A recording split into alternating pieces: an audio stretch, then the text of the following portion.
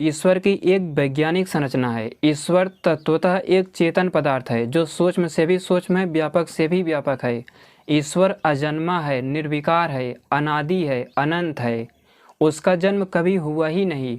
यहाँ तक कि हम और आप जो जीवात्माएं हैं, हम भी अनादि हैं। हमारा भी कोई आदि नहीं है, कोई शुरुआत नहीं है। शुरुआत या आदि उसका होता है जिसका कभी जन्म हुआ हो, लेकिन चेतना का जन्म कभी हो ही नहीं सकता।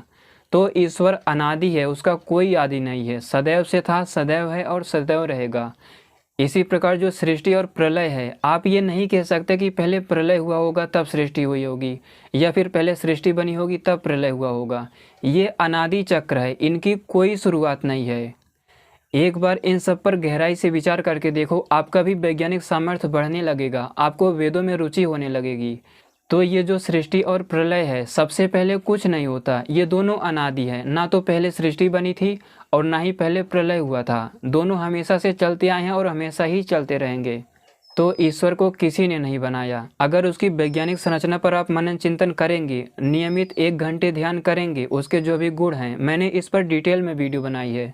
अगर उन एक एक गुणों पर आप गहराई से मनन चिंतन करेंगे तो आप लोग मेरे इस जवाब से सहमत हो जाएंगे और आप लोगों का सामर्थ्य भी बढ़ेगा, ध्यान में आपकी रुचि बढ़ती चली जाएगी। तो ईश्वर को किसी ने नहीं बनाया, ईश्वर को बनाया ही नहीं जा सकता। ईश्वर ने अपने आप को भी नहीं बनाया। कुछ लोग कहते हैं कि क्या ईश्वर ने अपने आप को बना लिया। चेतना कभी बनाई ही नहीं जा सकती। ईश्वर में जो ज्ञान है, वेद ब्राह्मण ग्रंथों का जो ज्ञान है ईश्वर के अंदर, वो नित्य है। ऐसा नहीं है कि ईश्वर के अंदर कभी ज्ञान नहीं था फिर आया।